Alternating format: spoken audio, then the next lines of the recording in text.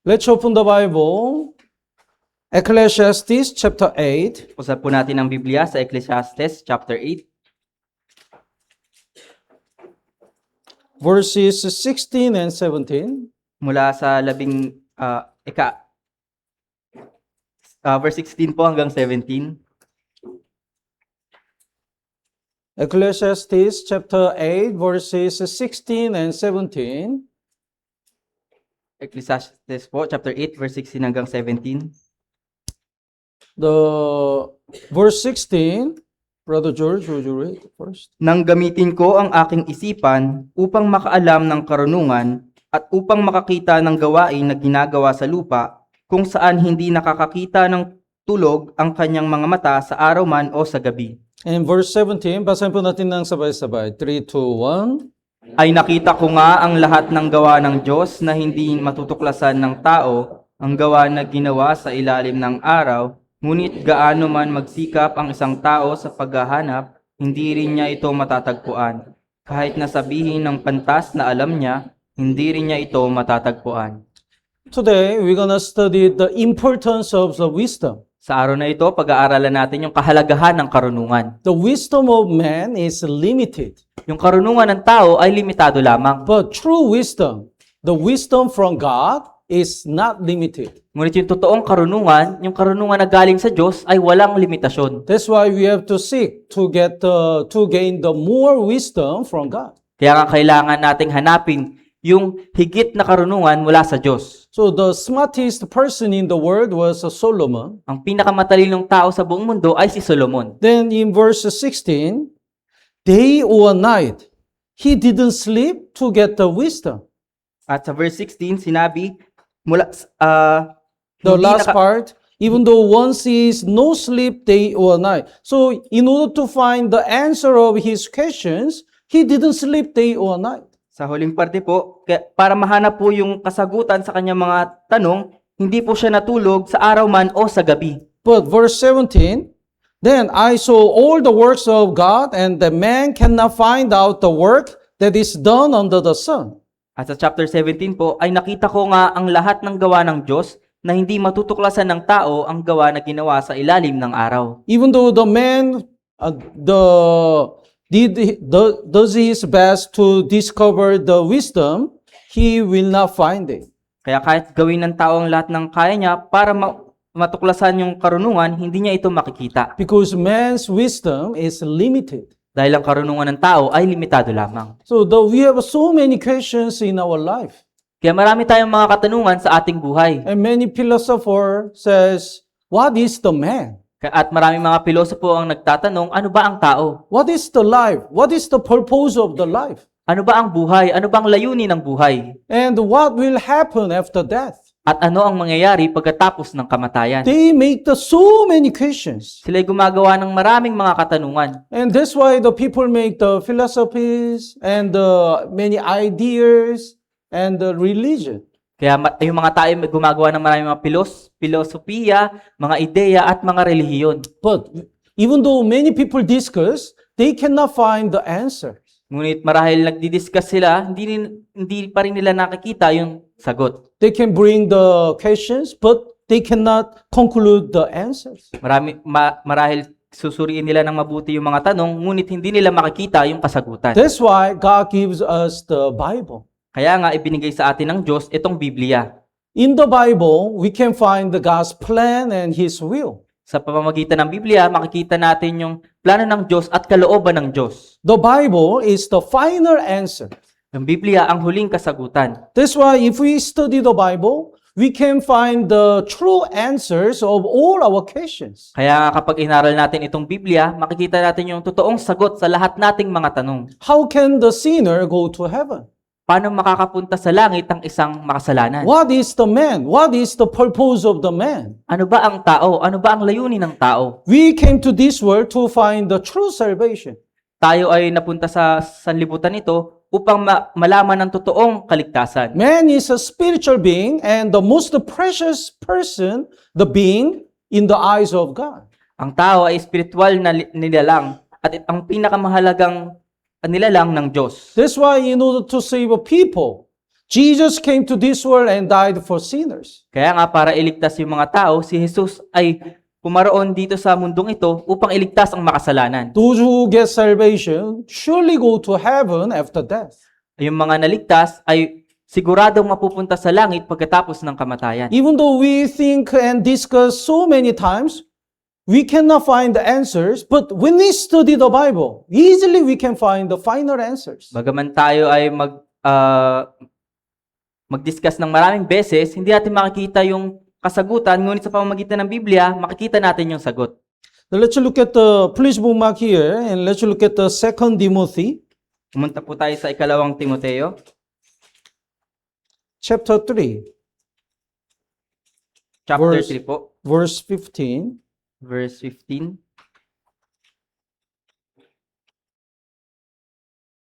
From childhood, you have known the Holy Scriptures. So Timothy studied the Bible from the childhood. At kung paanong mula sa pagkabata ay yung nalaman ng mga banal na kasulatan, so si Timoteo po ay nag-aral ng Biblia simula sa pagkabata pa When he lamang. studied the Bible, the first priority to get is the knowledge, the wisdom of salvation. Kaya kapag tayo nag-aaral ng Biblia, ang pinakauna nating dapat hanapin ay yung karunungan sa kaligtasan. So the next part, which are able to make you wise for salvation through faith, which is in Christ Jesus. Na makapagtuturo sa iyo tungo sa kaligtasan sa pamamagitan ng pananampalataya kay Heso Kristo. Because Bible is written by the Holy Spirit. Dahil ang Biblia ay isinulat ng banal na Espiritu. So the verse 16, all scripture, it means all Bible is given by inspiration of God. Kaya ang lahat ng mga kasulatan, ibig sabihin ang lahat ng Biblia ay kinasihan ng Diyos.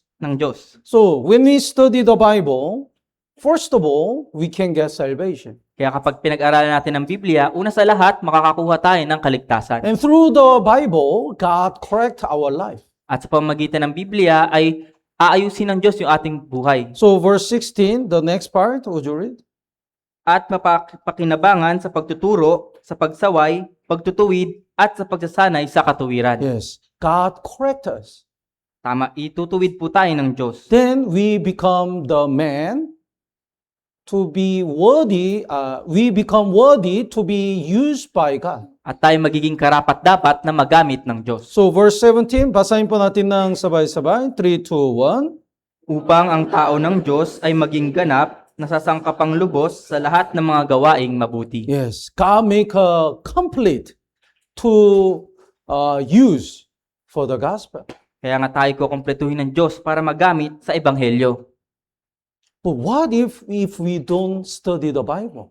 Ngunit anong mangyayari kung hindi natin pag-aaralan ang Biblia? Without Bible, we cannot find the salvation. Kung hindi dahil sa Biblia, hindi natin mahahanap ang kaligtasan. Without Bible, our life cannot be changed. Kung walang Biblia, hindi mababago ang ating buhay. Without Bible, we cannot be ready to be used by God. Kung walang Biblia, hindi tayo magiging handa na magamit ng Diyos. That's why Bible says the wisdom is most important. Kaya sinasabi ng Biblia, ang karunungan ang pinakamahalaga sa lahat. So the Proverbs are all talking about the wisdom and wisdom. Kaya yung kawikaan ay tumutukoy lagi sa karunungan. Let's look at the Proverbs chapter 8. Tignan po natin sa kawikaan, chapter 8.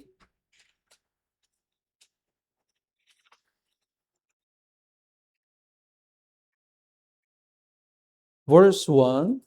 Sa verse 1 po, Does not wisdom cry out and understanding lift up her voice? hindi ba nananawagan ang karunungan at nagtataas ng tinig ang kaunawaan? So wisdom is calling us. Kaya ang karunungan ay tumatawag sa atin. And the wisdom lift up the understanding lift up her voice. So cry out, the wisdom cry out loudly to call us. At nagtataas ng tinig ang kaunawaan. Kaya ngayong karunungan po ay sumisigaw para tawagin tayo. But actually, true wisdom is Jesus Christ. Ngunit sa katunayan, ang totoong karunungan ay si Jesucristo. That's why when we study the book of Proverbs, the verses indicate in most of verses the wisdom indicates Jesus Christ. Kaya pag pinag-aralan natin itong kawikaan, lahat ng mga tumutukoy sa karunungan ay tumutukoy din kay Hesukristo. So the chapter 8 is talking about the wisdom, and look at the verse 23. Kaya yung chapter 8 ay tumutukoy sa karunungan at sa verse 23, Verse 23, I indicates wisdom, kaya yung ako po ay tumutukoy sa karunungan. and I have been established from everlasting, from the beginning, before there was ever on earth.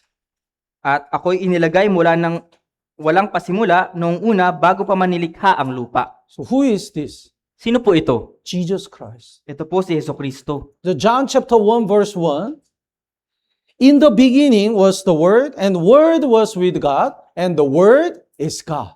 Kaya nga sinasabi po sa Juan chapter 1 verse 1, sa simula ay ang salita, at ang salita ay kasama ng Diyos, at ang salita ay Diyos. So the wisdom is Jesus Christ. Kaya nga ang karunungan ay si Hesukristo. That's why Jesus called himself, he is the wisdom. Kaya nga tinawag ni Hesukristo ang kanyang sarili na karunungan. And Apostle Paul also said, Jesus Christ is the wisdom of God. At sinabi din ni Apostol Pablo na si Hesukristo ang karunungan ng Diyos. Let's look at the 1 Corinthians Tingnan po natin sa unang Korinto,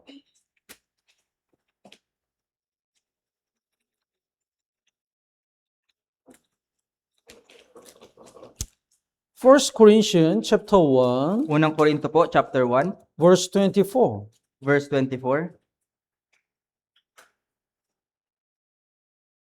Would you read? Ngunit sa kanila ng mga tinawag, maging mga Hudyo at mga Griego, si Kristo ang kapangyarihan ng Diyos at ang karunungan ng Diyos. Yes, Jesus is the power of God. Tama po, si Kristo po ang kapangyarihan ng Diyos. So he has a power to send the sinners to go to heaven. Kaya may kapangyarihan siya na dalhin yung mga makasalanan sa langit. And Jesus is the wisdom of God. At siya rin po ang karunungan ng Diyos. So when we understand Jesus deeply, we can understand God more. Kaya kung maunawaan natin si Jesucristo ng mas higit pa, mas mauunawaan din natin ang Diyos. So without Jesus, we cannot get any wisdom. Kaya kung wala si Jesucristo, hindi tayo makakuha ng karunungan. Let's go back to the proverb, Balikan po natin sa Kawikaan, chapter 24. chapter 24, Verse 3, sa verse 3 po. through wisdom, a house is built. Sa pamamagitan ng karunungan ay naitatayo ang bahay. This house indicates the church. Ang bahay po na ito ay tumutukoy sa iglesia. What's the foundation of the church? Ano po ang pundasyon ng iglesia? Jesus Christ. Si Jesucristo po. Wisdom. Yung karunungan po. When Jesus died on the cross, he becomes a foundation of the church. Nang mamatay si Jesucristo sa krus, siya ang naging pundasyon ng iglesia. And those who get salvation by this Jesus Christ, when they realize why Jesus died on the cross, they become the part of the church based on the foundation. At sino mang makaunawa na si Jesucristo ang kaligtasan, sila ay naging parte ng iglesia. And then, after when we establish the church, we need the more wisdom. At nung na ating itayo ang iglesia, mas kailangan pa natin ng higit pang karunungan. So verse 4, basahin po natin ng sabay-sabay, 3, 2, 1. Napupuno ang mga silid sa pamamagitan ng kaalaman ng lahat ng mahalaga at kaaya-ayang kayamanan. Unsaved people want to fill their rooms with the money. Yung mga hindi po ligtas ay gustong punuin yung kanilang mga kwarto ng maraming pera. But saved people want to fill their heart with the wisdom. Ngunit yung mga ligtas ay gustong punuin yung kanilang puso ng karunungan. We also have to fill the wisdom in the church. Kaya kailangan din nating punuin ng karunungan ang iglesia. So what if the church is full of wisdom? Kaya kapag ang iglesia ay puno ng karunungan, Then that church becomes a very good example. nang sa gayon yung iglesia na yun ay magiging dalisay na halimbawa. That church will have the power. Ang iglesia na yun ay magkakaroon ng kapangyarihan. That church will have the strength to save more lost souls. Ang iglesia na yun ay magkakaroon ng kalakasan upang magligtas pa ng higit na ligaw na kaluluwa. But if the church is empty about wisdom, the church is not powerful. Ngunit kung ang iglesia ay walang karunungan, ang iglesia na yun ay mahina. If our spirit is empty, there is no wisdom, no word of God, then our Christian life cannot be powerful. Kaya kung ating puso ay walang karunungan, walang salita ng Diyos, kung gaya ng pamumuhay Kristiyano natin ay magiging mahina. So, after the Apostle Paul got salvation, more than anything else, he desired to know Jesus Christ more. Kaya nung si Apostol Pablo ay naligtas, higit sa lahat ng bagay, ninais niyang maunawaan si Hesukristo. He was educated so much. Kaya siya ay pinag-aral ng napakarami. But let's look at the Philippians chapter 3. Pumunta po tayo sa Filipos chapter 3. Philippians chapter 3 verse 7. Filipos po chapter 3 verse 7.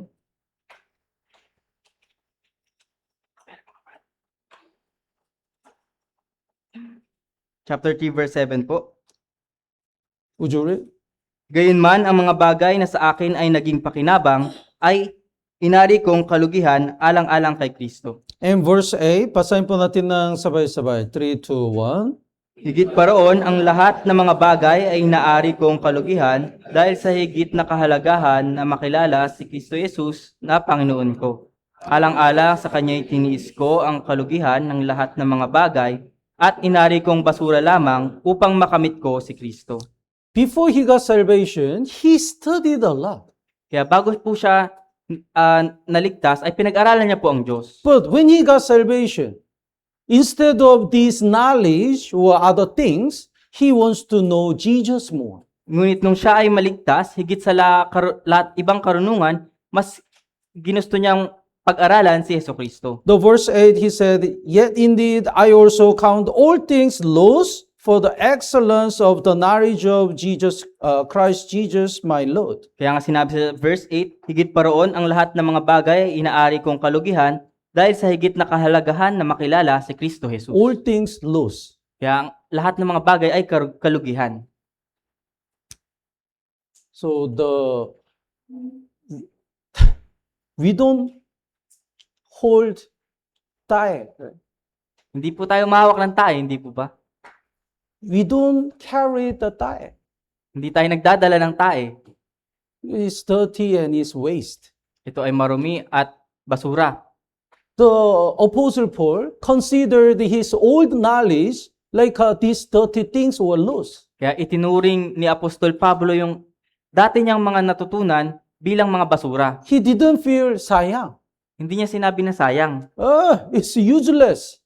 And he really desired to know more precious thing, Jesus Christ. Kaya nga, ito'y walang halaga at higit na ninais niya na matutunan yung higit na mas mahalagang bagay si Hesukristo. No matter what we know, we cannot find the way, answer to go to heaven. Ano man yung alam natin, hindi natin mahahanap yung daan patungo sa langit. No matter what we study in this world, we cannot know how to get the eternal reward. Kaya kahit anong pag-aralan natin sa mundong ito, hindi natin malalaman kung paano makuha yung walang hanggang gantimpala. So when we study the Bible and when we know Jesus Christ deeper, we know more precious things. Kaya nga pag pinag-aralan natin yung Biblia at masigit nating inalam yung patungkol kay Hesukristo, mas marami tayong matututunang mga bagay. Let's look at the Proverbs chapter 4. Balik po tayo sa Kawikaan. Chapter 4 po. Proverbs chapter 4, verse 7. Sa verse 7 po. Would you read? Ang pasimula ng karunungan ay ito. Kunin mo ang karunungan, sa lahat mong kukunin ay kunin mo ang unawa. Wisdom is the principal thing. Wisdom must be first. Kaya ang pasimula ng karunungan ay ito. So, in order to get the wisdom, you have to spend all your things. Kaya para makuha ang karunungan, kailangan mong ibigay lahat ng mga bagay. So, how to get salvation, how to save more lost souls, and how to live for God well. Kaya paano These are all about wisdom. paano maligtas, paano mailigtas yung mga naliligaw na kakaluluwa, at paano mabuhay para sa Diyos. Lahat ng ito ay karunungan. Whenever we study the Bible and listen the sermon, that's the time to receive the God's wisdom. Kaya nga tuwing tayo nag-aaral ng Biblia at nakikinig ng sermon, ito yung oras para makakuha ng karunungan sa Diyos. Whenever we ask the counseling, it means we ask the wisdom. Kapag tayo nagpapa-counseling, ito ay patunay na humihingi tayo ng karunungan. We think what's the better way to use our money? Kaya iniisip natin, ano yung mas higit na magandang paraan para gamitin yung aking pera? What is the better choice?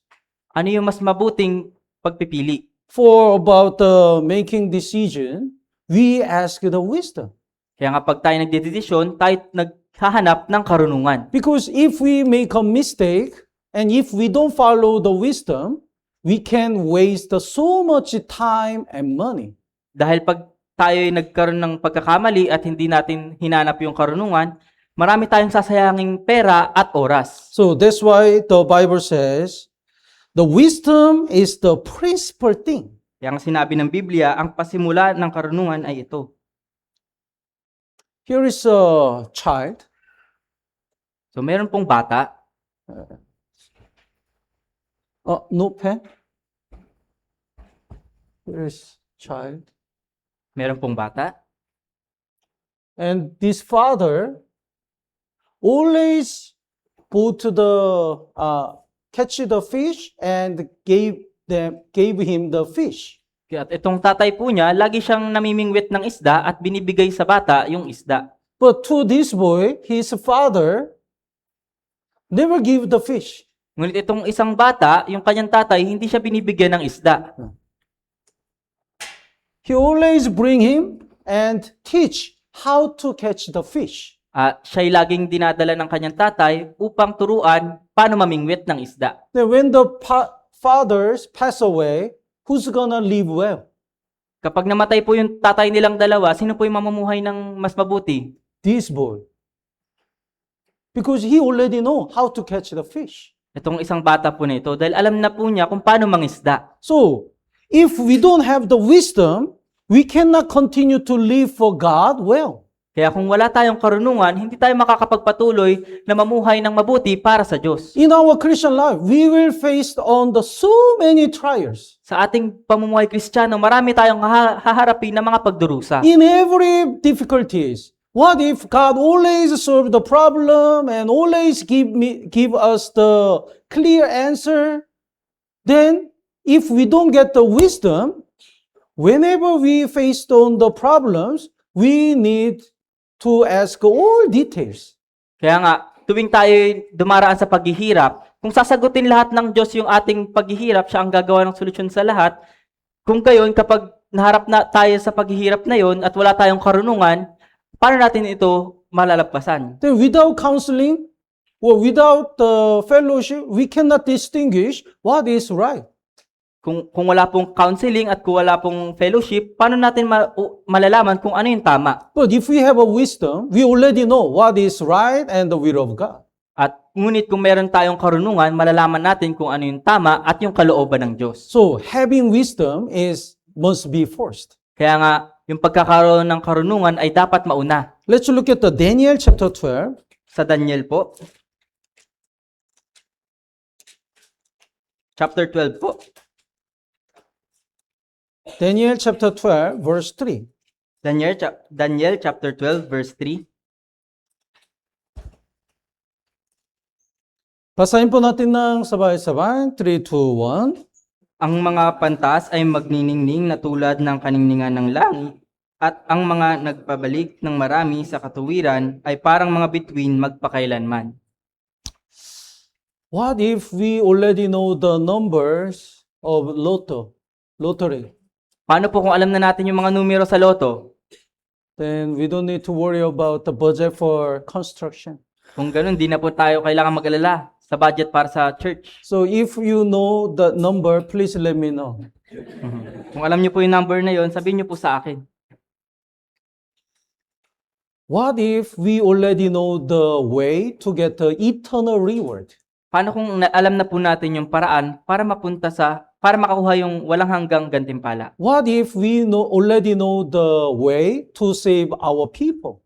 Paano kung alam na natin yung paraan para iligtas yung mga tao natin? So the Daniel chapter 12 verse 3 says, those who are wise, it means those who have the wisdom shall shine like the brightness of the firmament. Yang sinabi po sa Daniel chapter 12 verse 3, ang mga pantas ay magniningning na tulad ng kaningningan ng langit. Those who are wise already know what is most important. Yung mga pantas po, alam na nila kung ano yung pinakamahalaga. Most precious thing is soul, spirit.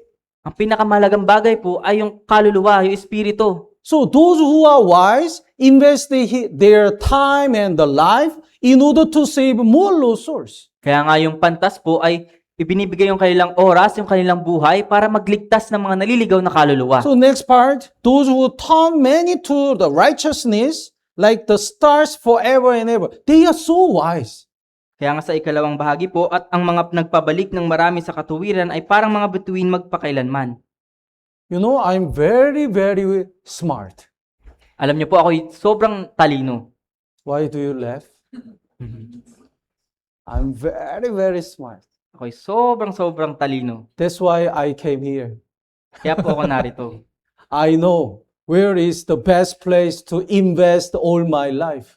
Alam ko po kung saan pinakamagandang i-invest yung aking buhay. So when I look at the countries, Philippines. This is Philippines. Kaya nung tingnan ko po yung mga bansa, nakita ko po Pilipinas. This is the best place that I invest all my time and money and whole life. Itong Pilipinas, dito ko ibibigay yung aking buong buhay, buong puso, at buong oras. I never regret. Hindi po I'm so proud of my choice. Ako po ay proud sa pinili ko. I'm smart. Ako po ay matalino. Let's look at the Matthew chapter 24. Tignan po natin sa Mateo, Kapitulo 24. Matthew chapter 24, verses 45. Sa verse 45 po.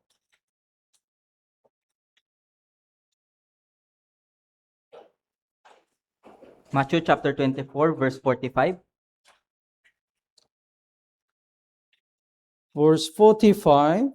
Basahin po natin ng sabay-sabay. 3, 2, 1. Sino nga ba ang tapat at matalinong alipin na inatasan ng kanyang Panginoon na pangasiwas ng kanyang sambayan upang magbigay sa kanila ng pagkain sa tamang panahon? What kind of servant does master wants to use? Ano pong alipin ang gustong gamitin ng Panginoon? Here are two conditions, faithful and wise servant. Dalawa po ang katangian na hinahanap. Una ay tapat at matalino. So, if we are faithful, if this servant is faithful but not wise, then he doesn't know what to do. Kung ang alipin na ito ay tapat ngunit hindi matalino, hindi niya malalaman kung anong gagawin. One day, the master says, he called the servant, today we have something to buy in the market. Isang araw, tinawag ng Panginoon yung kanyang alipin. Sa araw na ito, may bibilin tayo sa palengke. Then later, when he called the servant, he's not in home. Ngunit nung kanyang hanapin yung kanyang alipin, wala siya sa bahay. For whole day. Sa buong araw. Then in the night, he came. Ngunit nung paggabi na, tsaka dumating yung alipin. Then master says, where were you? Kaya tinanong siya ng kanyang Panginoon, nasaan ka? Then he said, you told me you're gonna have something to buy in the market, so I went to the market.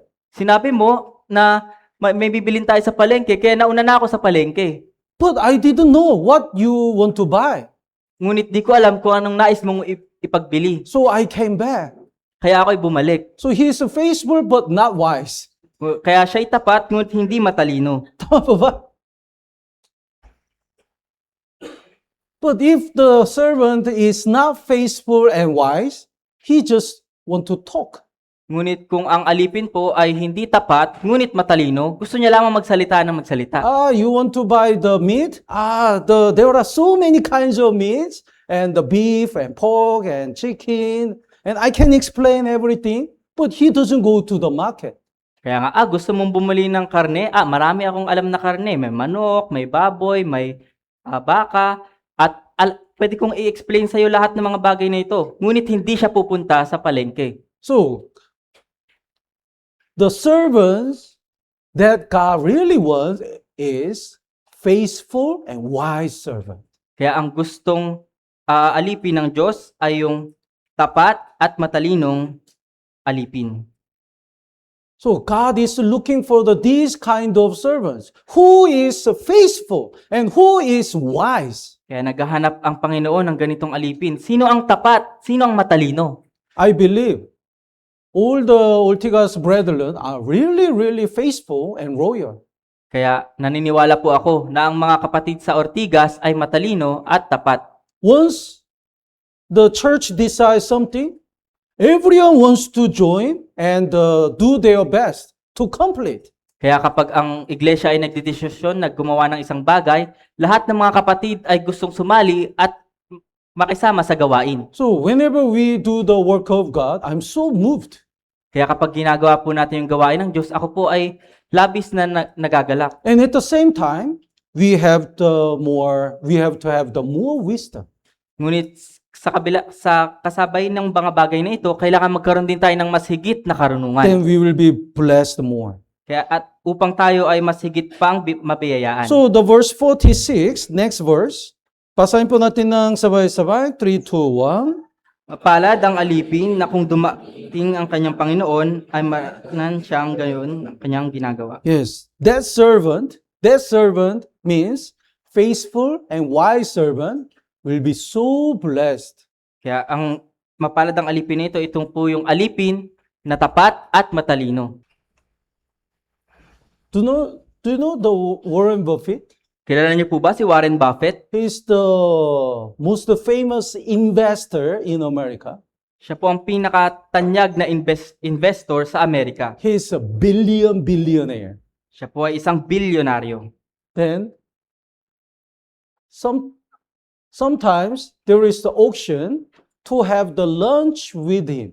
Kaya nagkaroon po ng auction na magkaroon ng tanghalian kasama siya. So only for one lunch, the winner pays $9 million.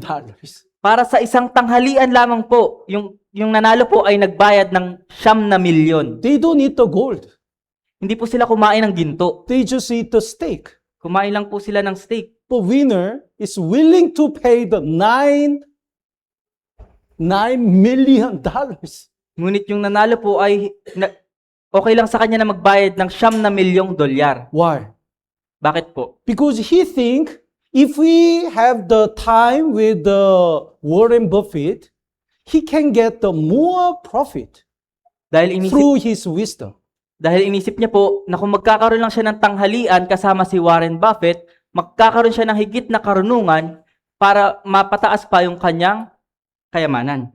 He has the problems and worried about his business. Kaya siya po ay nag-aalala o may mga problema siya sa kanyang negosyo. In order to ask the wisdom to Warren Buffett, he's willing to pay $9 million. Kaya para lang magkaroon ng tanghalian kasama si Warren Buffett, siya ay okay lang sa kanya magbayad ng 9 na milyong dolyar. He think he's more worthy than the 9 million.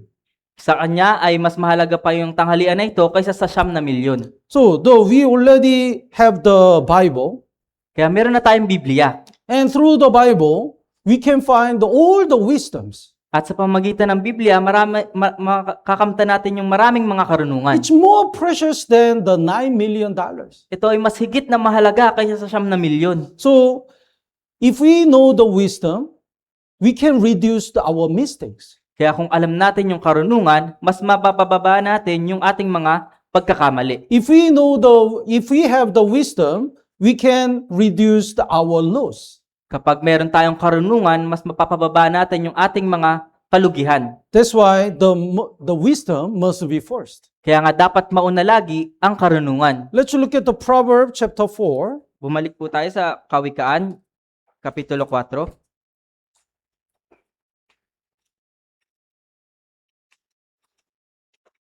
Proverbs chapter 4, verse 6. Sa verse 6 po.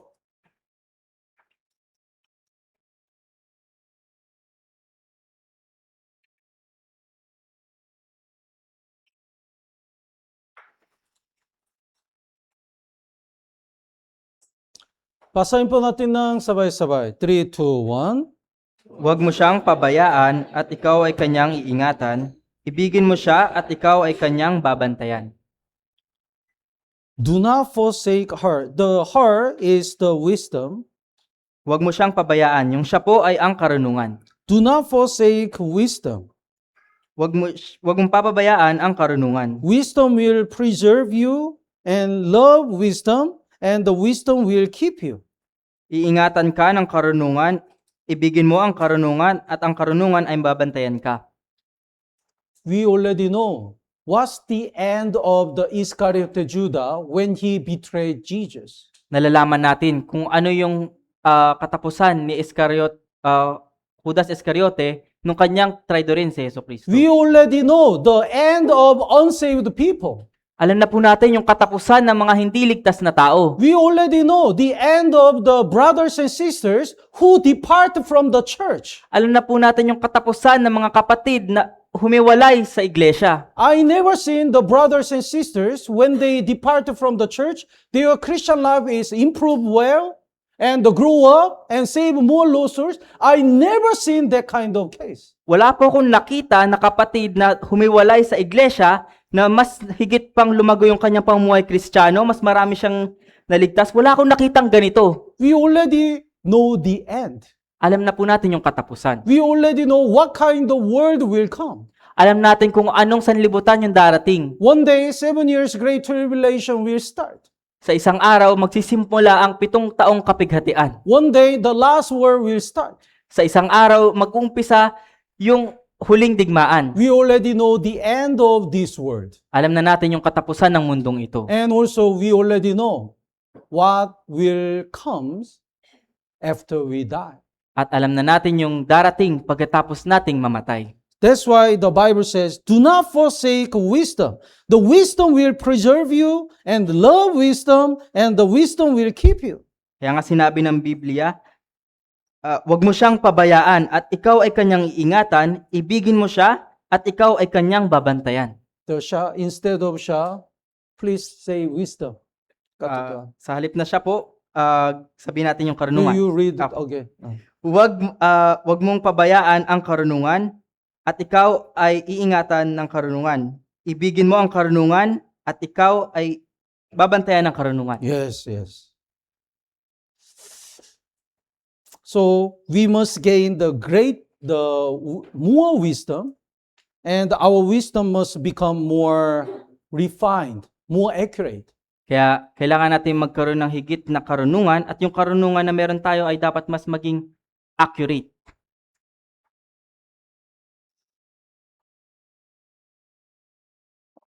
If we are confused about the wisdom, and if we don't know the wisdom clearly, we are not bold, we are not confident.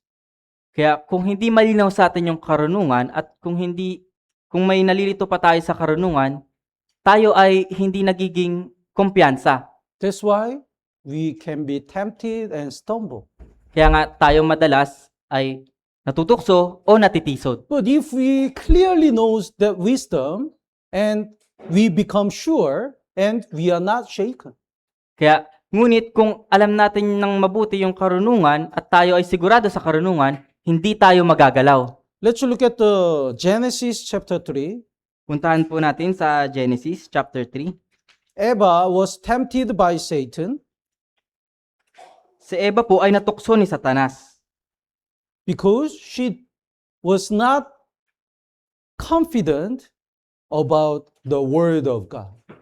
dahil siya po ay walang kumpiyansa sa salita ng Diyos. So the verse 1, would you read? Sa Genesis chapter 3 verse 1 po, ang ahas nga ay higit na tukso kaysa alinman. sa mga mailap na hayop sa parang na nilikha ng Panginoong Diyos. Sinabi niya sa babae, sinabi ba ng Diyos, huwag ninyong kakainin ang mula sa alinmang punong kahoy sa halamanan? Then verse 2 and 3, basahin po natin ng sabay-sabay. 3, 2, 1. At sinabi ng babae sa hahas, makakain namin ang bunga ng mga punong kahoy sa halamanan. Subalit sinabi ng Diyos, huwag ninyong kakainin ang bunga ng punong kahoy na nasa gitna ng halamanan. Huwag din niyo itong hiipuin, kundi kayo'y mamamatay. Yes. God never say, you shall not eat, God just said, you shall not eat it. Sinabi ng Diyos na huwag ninyong kakainin. God doesn't say, you shall not eat it, nor shall you touch it. Sinabi din ng Diyos na huwag niyo itong kakainin o hihipuin man. So the Eva didn't know the word of God clearly. Kaya si Eva po, hindi niya alam ng malinaw yung salita ng Diyos. So she said, lest you die. But in another version, maybe you will die. Kaya sinabi niya dito, kundi kayo mamamatay. Pero sa ibang version po, sinabi na baka kayo'y mamatay. So she was not confident about God's commandment. Kaya wala po siyang kumpiyansa sa utos ng Diyos. Satan catch that point. At si Satanas po, nakita niya ito. She's not sure. Hindi siya sigurado. That's why verse 4, then the serpent said to the woman, you will not surely die. Kaya nga sinabi po sa verse 4, subalit sinabi ng sa babae, tiyak na hindi kayo mamamatay. So who said the surely? Kaya sino po nagsabi ng tiyak? Not Eva, Satan. Hindi po si Eva, si Satanas. When he tell a lie, he said, you will not surely die. I'm sure you will not die. Kaya nung siya'y nagsinungaling, sinabi niya, tiyak na hindi kayo mamamatay. Sigurado ako, hindi kayo mamamatay. Satan was confident. Si Satanas po ay confident. That's why the Eva who doesn't have the confidence of the word of God was stumbled. Kaya nga si Eva na walang kumpiyansa sa salita ng Diyos, siya ay natisod. If you don't know the gospel, if somebody asks you, are you really sure you can go to heaven even though you don't do anything? You are not sure. Kaya kung hindi nyo alam ang ebanghelyo, pag may nagtanong sa inyo, sigurado ka ba na mapupunta ka sa langit kahit wala kang gawin? Hindi ka magiging sigurado. Are you really sure there are hell and heaven? Sigurado ka ba na meron talagang langit at impyerno? Are you really sure the Bible is really word of God? Sigurado ka ba talaga na yung Biblia ay talagang salita ng Diyos? If we don't know the wisdom, we are not confident. Kung hindi natin alam yung karunungan, mawawalan tayo ng kumpiyansa. But if we know the wisdom and that wisdom is very clear, we boldly answered, yes, this is really word of God. I'm sure. Ngunit kung malinaw sa atin yung karunungan, tayo magkakaroon ng kumpiyansa at sasabihin natin, oo, sigurado ako. Ito ay salita ng Diyos. Sigurado ako. Why in our Christian life, we sometimes depressed and our Christian life is stumble? Bakit sa ating pamumuhay Kristiyano, madalas tayo nalulugmok at natitisod? Because we don't have enough wisdom. Dahil wala tayong sapat na karunungan. Sometimes because of the overthinking, how much time did we spend? And how much time we are worried? Kaya madalas sa pag-iisip ng pag-iisip, gaano kadami kayang oras yung nasayang natin? What will happen if because of that, because of this? What will happen? Ano kaya mangyayari kung dahil sa ganito o dahil sa ganyan? Ano kaya mangyayari? But if we have a clear answer and the wisdom, our worry are really reduced. Ngunit kung meron tayong malinaw na karunungan at kaunawaan, yung ating pag-aalala ay mababawasan. Let's look at the Proverbs chapter 24. Tingnan po natin sa Kawikaan chapter 24. Chapter 24 verse 14. Chapter 24 verse 14.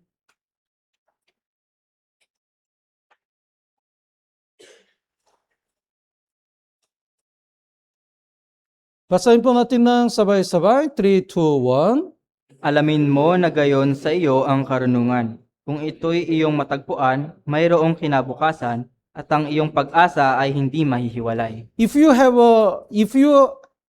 have found the wisdom, there is a prospect and your hope will not be cut off. Your hope will not be cut off. Kaya kung ito'y iyong matagpuan, mayroong kinabukasan, at ang iyong pag-asa ay hindi mahihiwalay.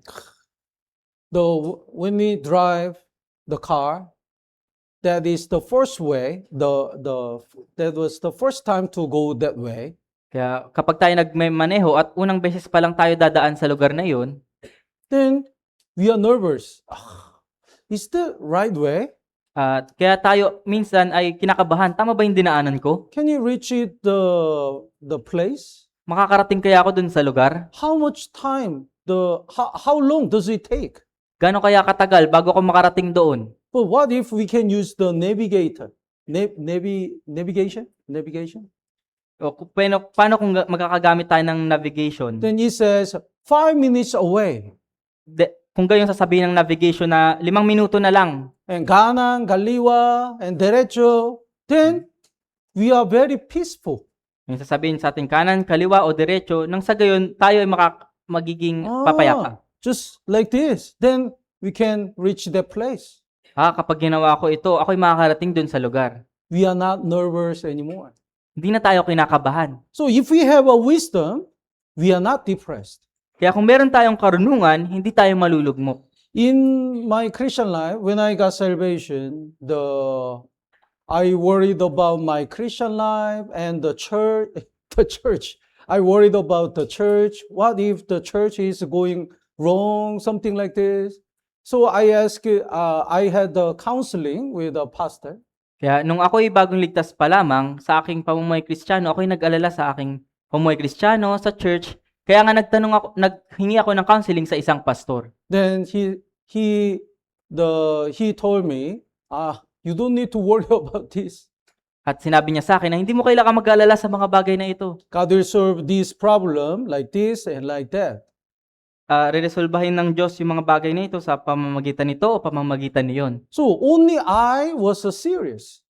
Kaya ako lamang yung seryoso. But to the pastor who already knows the end, he doesn't need to be worried.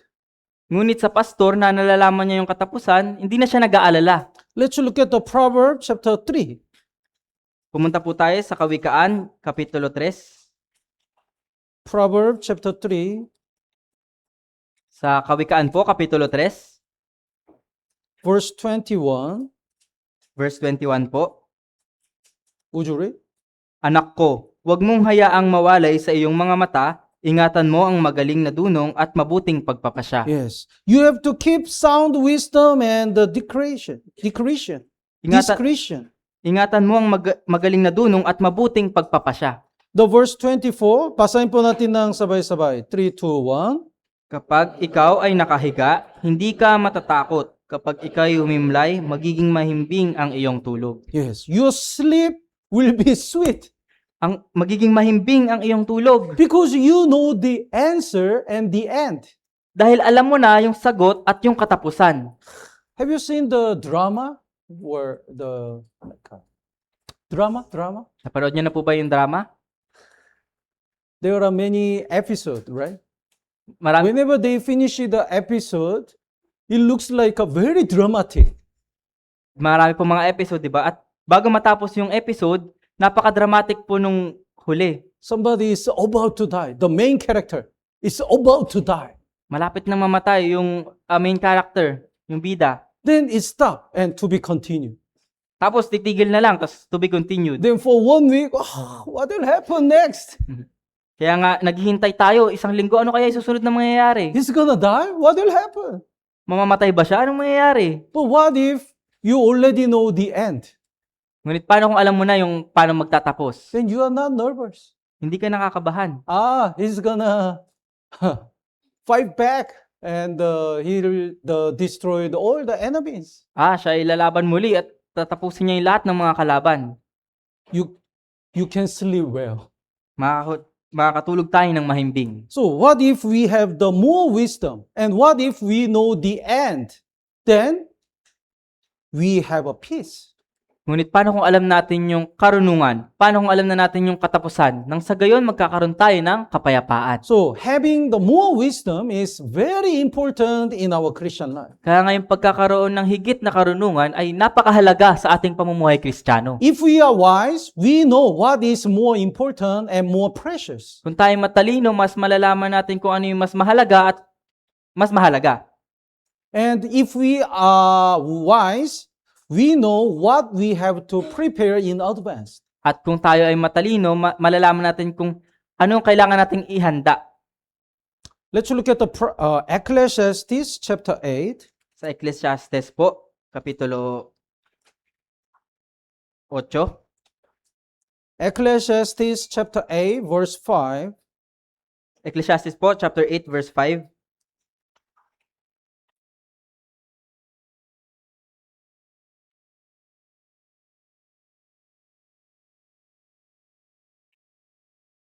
Basahin po natin ng sabay-sabay. 3, 2, 1.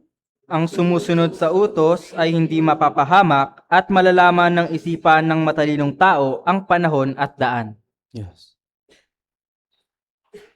The wise man's heart discerns both time and judgment. Wise men, those who have the wisdom, know the what time it is. Kaya yung matalinong tao po, kung sino aman ang may karunungan ay malalaman kung anong panahon. What time is this? Anong panahon po ito ngayon? Anong oras? 10:15, Pastor. 10:15. I'm not talking about the exact time. 10:15 po. What kind of age are we living? Nasa anong panahon po yung pinubuhay natin ngayon? We are living in the end time. Tayo po ay nabubuhay sa huling mga panahon. Jesus' second coming is very near. Napakalapit na po ng muling pagdating ni Jesucristo. Then what should we do? Anong kailangan nating gawin? What should we prepare in advance? Ano ang kailangan nating ihanda? The Philippine Life of the Mission is growing up so quickly. Ang Philippine Life Word Mission ay lumalago ng napakabilis. And we have 160 churches and mission branches. At tayo po ay meron ng 160 churches at mission branches. In 2015, I came to Philippines. Noong 2015 po, dumating ako sa Pilipinas. That time, there is no church whose members are more than 100. Sa panahong iyon, walang iglesia na may miyembro na mas higit pa sa 100. Even Manila Central Church didn't have the more than 100 members. Maging yung Manila Central Church, wala silang miyembro na higit sa 100. But these days, so many churches have their members are more than 100. Ngunit sa mga panahon na ito, maraming mga iglesia na yung miyembro nila ay higit sa 100. We are growing up. Tayo lumalago. But until when? Hanggang kailan? And how can we preach the gospel more boldly, continuously? At paano natin maipapahayag yung ebanghelyo ng mas matapang at tuloy-tuloy? We need more workers. Mas kailangan natin ng marami pang mga manggagawa. If the brothers are not ready to preach the gospel, if the sisters are not ready to support the brothers, this work of God will stop one day. Kung ang mga kapatid na lalaki ay hindi handa para ipahayag ang ebanghelyo, kung ang kapatid na babae ay hindi handa para suportahan yung mga brothers, kung gayon, isang araw titigil na lamang yung pagpapahayag ng ebanghelyo. That's why we have to prepare the more workers of God in advance. Kaya nga kailangan nating maghanda ng marami pang mga kamanggagawa ng Diyos ng higit pa. That's why we have a MBBS, we have a counselors training, and we have a many fellowship. Kaya nga meron tayong NBBS, counselors training, at marami pang mga fellowship. If we don't prepare the workers of God in advance, when the God wants to use more brothers and more sisters, they are not ready. Kung hindi pa natin ihahanda yung mga kapatid na para maging kamanggagawa ng Diyos, kapag naghanap ang Diyos ng manggagawa, ay hindi sila magiging handa. We have to distinguish what time it is. Kailangan nating malaman kung anong panahon na ito. Let's look at the 1 Chronicles chapter 12. Sa unang kronika po, chapter 12. 1 Chronicles chapter 12 verse 32. Unang kronika po, chapter 12, verse 32. Here is King David's army. Narito po yung army ni Haring David. The verse 32. This verse is very important. Basahin po natin ng sabay-sabay. 3, 2, 1. Sa mga anak ni Isakar na nakakaunawa ng mga panahon upang malaman kung ano ang marapat gawin ng Israel ay 200 pinuno. At ang lahat nilang kapatid ay nasa kanilang pamumuno. The sons of Issachar, they understand of the times. Yung mga anak ni Isakar, nauunawaan po nila yung panahon. So, they know what's the will of God. Kaya nalalaman po nila kung anong kalooban ng Diyos. The Saul, God doesn't want to use the Saul anymore. Si Saul po, hindi na siya nais gamitin ng Diyos. And God anointed the David and wanted to use him. Kaya po, inanoint po ng Diyos si David at upang gamitin siya. Then the sons of the Issachar, they exactly know where is the God's will. At itong mga anak ni Isakar, nalalaman nilang eksakto kung ano yung kalooban ng Diyos. They exactly know. They have the understanding of times. At eksakto nilang nalalaman yung pagkaunawa ng mga panahon. That's why they also know what Israel ought to do. Kaya nga, nalalaman din nila kung anong nararapat gawin ng Israel. Their chiefs were 200 only, but they can guide all the Israel people. Sila ay 200 lamang, ngunit kaya... All other brethren. Sila ay 200 lamang, ngunit kaya nilang pamunuan yung lahat ng mga kapatid. Because these 200 chief leaders have the wisdom. Dahil itong 200 pinuno na ito ay may karunungan. If we don't have wisdom, we want to guide the people by force. Kung tayo walang karunungan, gusto nating puwertahang gabayan yung mga ibang tao. You have to follow me. Ikaw, I'm kailangan the mo boss. sundin. Ako yung boss. But if the boss is wise, everyone is willing to follow the boss because that is right. Ngunit kung ang boss ay may karunungan, lahat ay gustong sumunod sa kanya dahil yun ay tama. So these 200 leaders have the wisdom. They have the understanding of times. Kaya itong 200 pinuno na ito ay may karunungan, may pagkaunawa sila sa mga panahon. We have to know what time it is. Kailangan nating malaman kung ano na ang panahon ito. The Anong Bible oras na. says, Romans chapter 13 says, it's the time to wake up. Kaya sinasabi sa Romans chapter 13, panahon na upang magising. Because Jesus' second coming is near. Dahil malapit nang dumating ay ikalawang pagdating ni Hesukristo. Until when will you sleep spiritually? Hanggang kailan kayo matutulog spiritual? It's the time to wake up. Panahon na para magising. Our Lord is coming.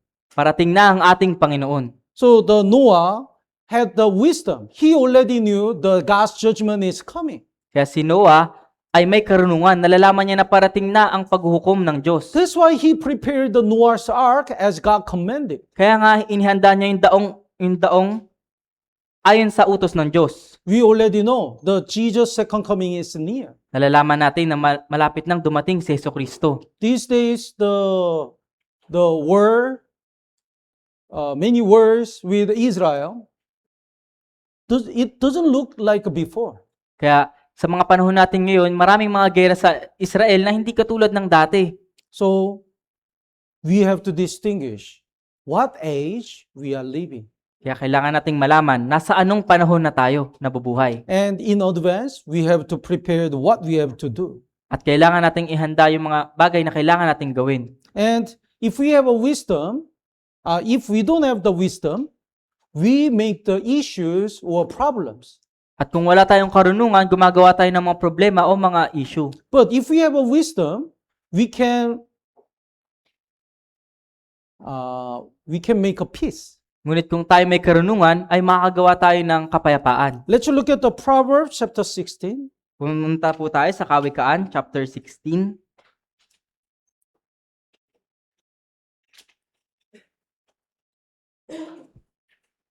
Proverbs chapter 16, verse 14. Sa Kawikaan po, chapter 16, verse 14.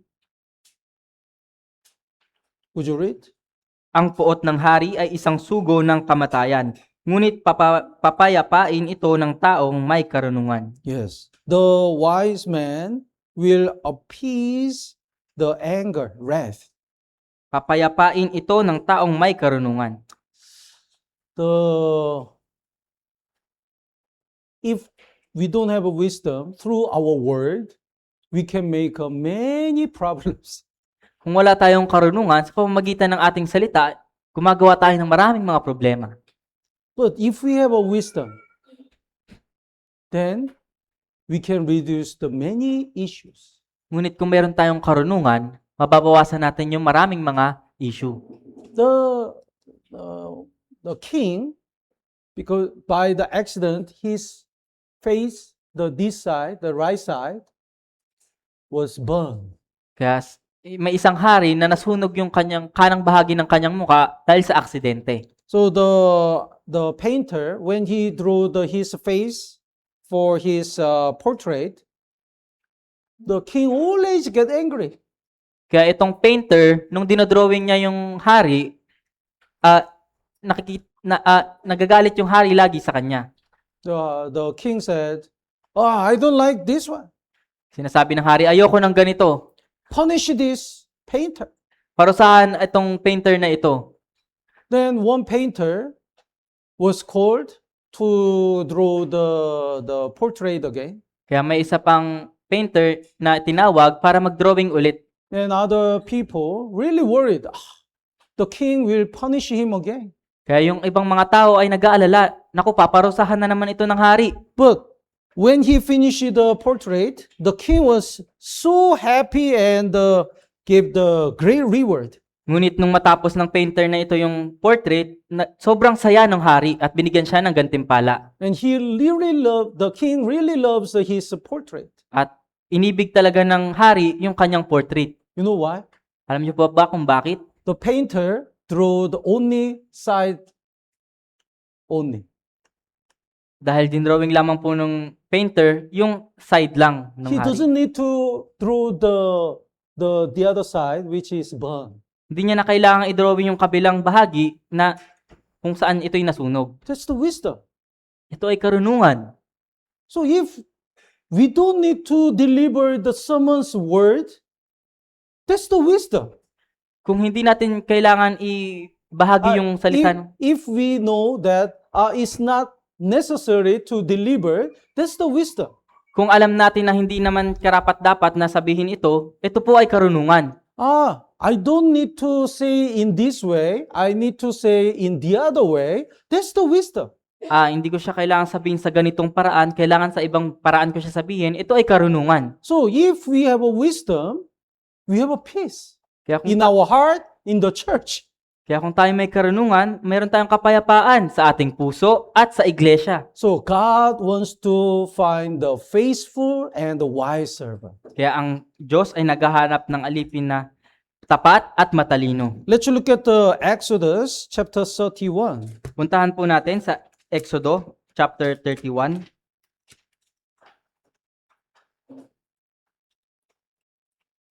Exodus chapter 31, verse 6. Sa Exodo po, chapter 31, verse 6.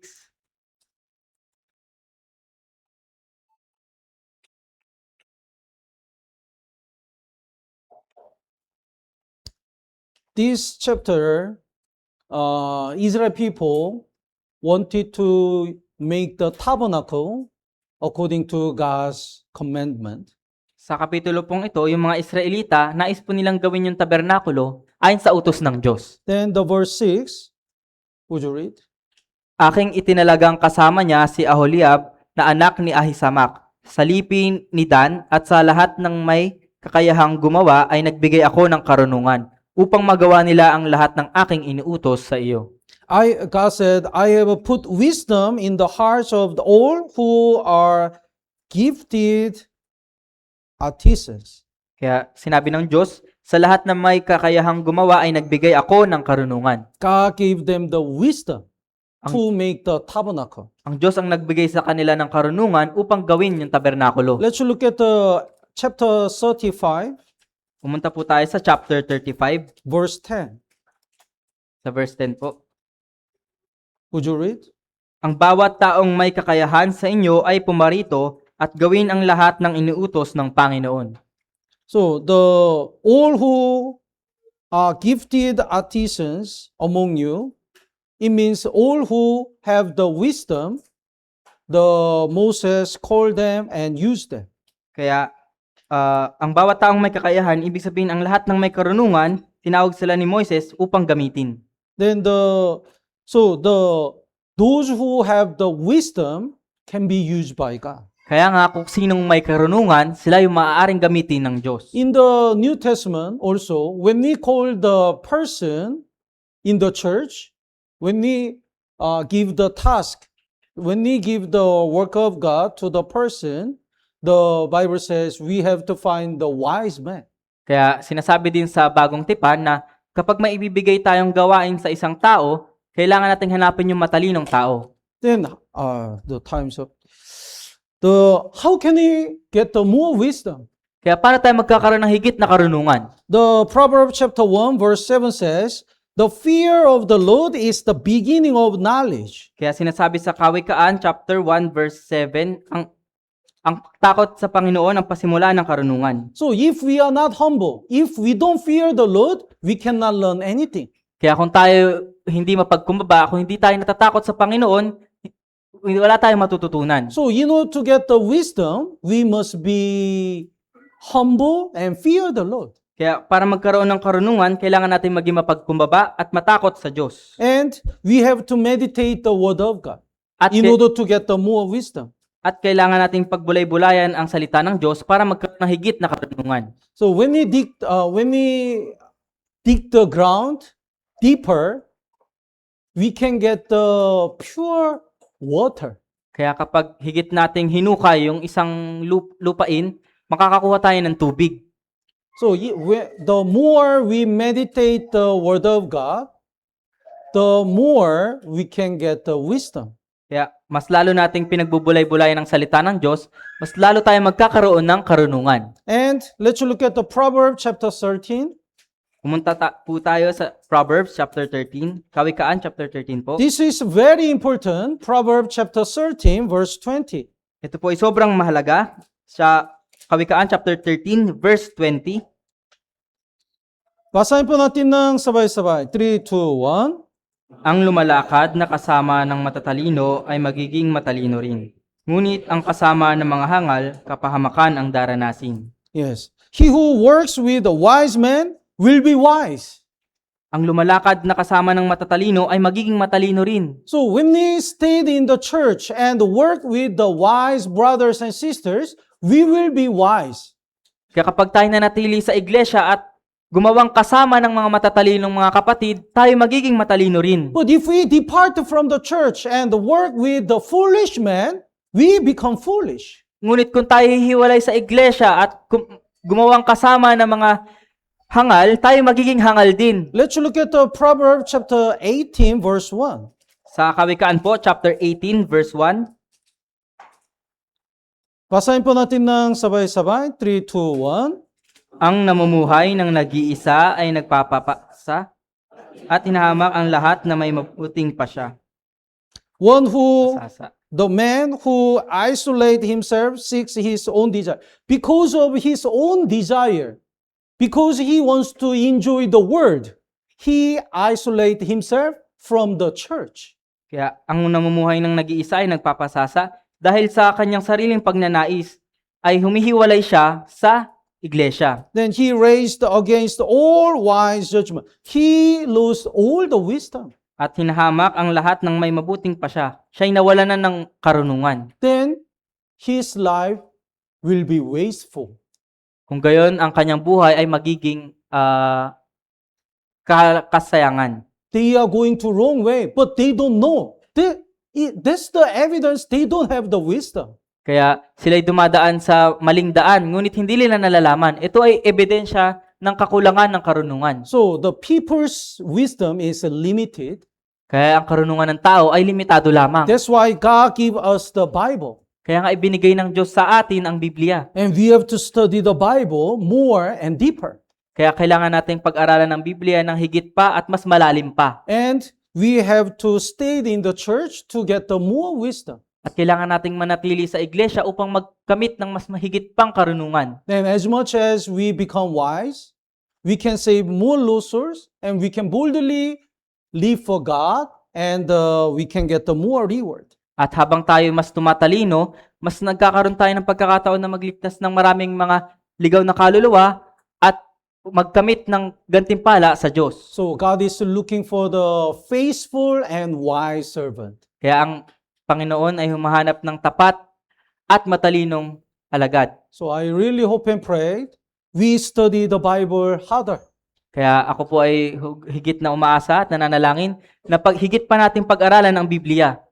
Sometimes I'm so sad when I look at the brothers and sisters who cannot find the Bible verses. Kaya maraming beses ako'y nalulungkot kapag may nakikita akong kapatid na hindi makita yung mga verses. They don't know the order of the Bible books. Hindi po nila nalalaman yung kaayusan ng Biblia. If you are newly saved brethren, I understand. But even though it has been the 1 year or 5 years, still they don't know where the Bible is. Kung kayo po ay bagong ligtas, naiintindihan ko po. Ngunit kung kayo po ay nandito na sa loob ng 5 taon, 10 taon, ngunit hindi pa rin nila nalalaman yung kung nasaan yung verse, That is wrong. ito po ay mali. So that's why where is the book of Hizkiah? Nasaan po yung aklat ni Hezekiah? Where is the book of Hizkiah? In Lumang Tipan or Bagong Tipan? Sa Lumang Tipan po ba o Bagong Tipan? Huh? There is no book of Hizkiah. Wala pong aklat ni Hezekiah. Hebrews. We have a Hebrews. Hebreo po. But there is no book of Hizkiah. Ngunit wala pong aklat ni Hezekiah. Anyway, so that's why we always sing the song, right? The Yeah. Bible book song. Kaya nga lagi po nating inaawit yung Bible book song.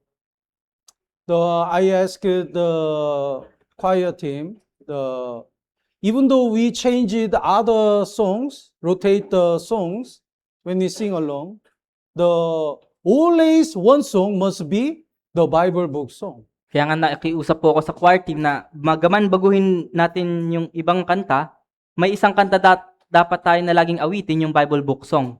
So, in order to study the Bible deeply, at least we have to know where it is.